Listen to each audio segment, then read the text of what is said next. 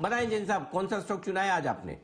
बिल्कुल, मास financial services. और ये स्टॉक मैंने अक्टूबर 6 2021 में दिया था और वहां से टारगेट्स भी अचीव हुए और अच्छा खासा ऊपर भी गया हुआ ये स्टॉक है। 1250 तक की ट्रेडिंग किया हुआ स्टॉक है और आज वहां से हमें आज 800 के लेवल्स पे मिलता है, तो बहुत बढ़िया। और बेस्ट पार्ट ये है, जब मैं क्वार्टरली रिजल्ट्स देख रहा था तो हाईएस्ट एवर क्वार्टरली प्रॉफिट्स पे कंपनी बैठी हुई है, हाईएस्ट एवर टीटीएम बेसिस पे प्रॉफिट्स पे बैठी हुई है, तो सर्टेनली भाव भी अच्छे खासे होने चाहिए।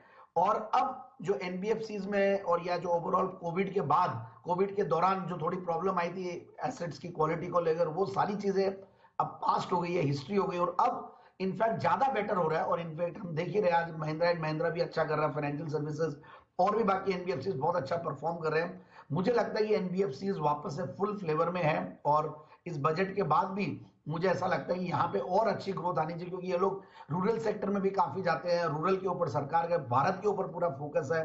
तो मुझे लगता है कि इन कंपनियों का अच्छा रहेगा। और ये कंपनी के बारे में थोड़ा सा मैं बैकग्राउंड देता हूं। तो गांधीज हैं जिन्होंने प्रमोट किया कंपनी को, 1995 से कंपनी कार्यरत है, एक बेहतरीन क्वालिटी की कंपनी। और ये जो अगर एनबीएफसी सर्कल में देखें तो ये कंपनी का नाम बहुत जबरदस्त है। B2B और B2C, मतलब कई एनबीएफसी को भी ये लोग रीफाइनेंस करते हैं और B2C भी अच्छा खासा करते हैं और इनका लोन बुक भी बहुत बढ़िया है। माइक्रो एंटरप्राइजेस को ये लोग लोन्स देते हैं, एसएमई लोन्स देते हैं, टू व्हीलर्स का भी एक पोर्टफोलियो इनका, कमर्शियल व्हीकल्स का भी इनका पोर्टफोलियो है, एनपीएस भी कंट्रोल में है और एनआईएम्स भी बहुत बढ़िया है कंपनी के। और अच्छा खासा इन्होंने ब्रांचेस का नेटवर्क बना रखा, 125 से 150 करीब ब्रांचेस इनकी है अलग अलग स्टेट्स में, राजस्थान तो है, गुजरात, महाराष्ट्र, तमिलनाडु, ये सब जगह। तो और प्लस में इनकी रेटिंग्स देख रहा था तो रेटिंग्स भी बहुत बढ़िया है, क्योंकि एनबीएफसीज में रेटिंग्स देखना बहुत जरूरी होता है। तो A+ रेटिंग्स है।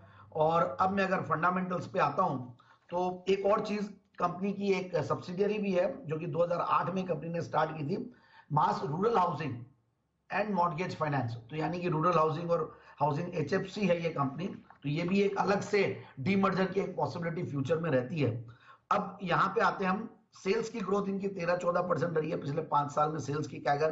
प्रॉफिट की कैगर 5 साल की मैं इसलिए ले रहा हूं कि पिछले, क्योंकि 2 साल 1 साल में हम देखते हैं कि भाई कोरोना का भी बीच में रहता है इंपैक्ट, तो इसलिए 5 साल का ले रहा हूं मैं। तो प्रॉफिट की CAGR 18-19%। Price to book value multiples generally हम देखते हैं कि 3-4 के लगभग एक नॉर्मल माना जाता है, तो ये भी 3 की price to book value multiple पे है।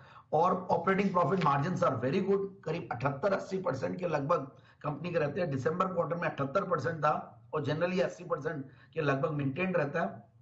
और 41 करोड़ का पैट था दिसंबर 2021 में, उसके सामने 53 करोड़ का पैट।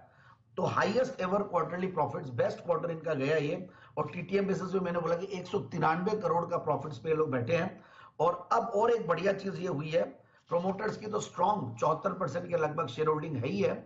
और हम अगर देखते हैं एफआईआईज और डीआईआईज, तो डीआईआईज में बढ़ाए हैं और इनफैक्ट पीजीआईएम एक नया एएमसी, एक नया म्यूचुअल फंड आया है जो कि दिसंबर क्वार्टर में 0.25% शेयर होल्डिंग बढ़ाई है। सो ओवरऑल 12.5% के लगभग एफआईआईज डीआईआईज होल्ड करते हैं, तो स्ट्रॉन्ग हैंड्स में स्टॉक्स है। तो मुझे लगता है कि इस स्टॉक को इन लेवल्स पे लेना चाहिए 890 का टारगेट के लिए।